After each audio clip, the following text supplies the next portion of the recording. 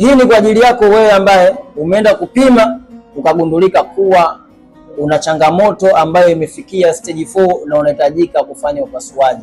Hivi unajua madhara ya upasuaji?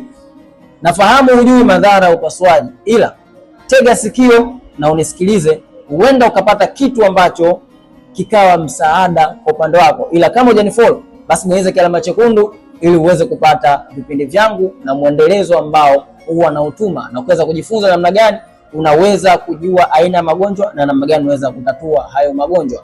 Sasa tuingie moja kwa moja kwenye hii pointi ambayo ukifahamu unaweza kuondoa changamoto yako moja kwa moja. Madhara ya upasuaji. Mara nyingi mtu anapofanyiwa upasuaji, iwe upasuaji wa mgongo, uwe upasuaji wa magoti au uwe upasuaji wa aina yoyote ile, huwa maambukizi ambayo yalikuwepo katika upasuaji ule yanakimbia moja kwa moja katika mifupa na kuendeleza uchakavu, degenerative, kuzidi kukua na mifupa kuwa dhaifu na kufanya wewe usipone kabisa. Mwisho siku ukawa unashindia na dawa za maumivu, mwisho siku ukawa unaishia na sindano, lakini mwisho siku ukawa unaishia na kupaka tu dawa za kuchua. Kwa hiyo kwa wewe upasuaji ndio utakuwa solution.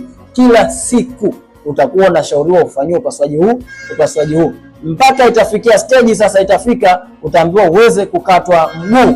Sasa hii stage usitake kufika kwa sababu inaweza kupona katika dalili za mwanzo kabisa. Wewe unaniangalia sasa na bado unaendelea kutumia antibiotics, bado unaendelea kutumia painkillers, bado unaendelea kutumia dawa za kuchua. Jua kuwa unaelekea kwenye hatari kubwa sana ya kupoteza utimamu, unaelekea kwenye hatari kubwa sana ya kuwa kilema wa kudumu.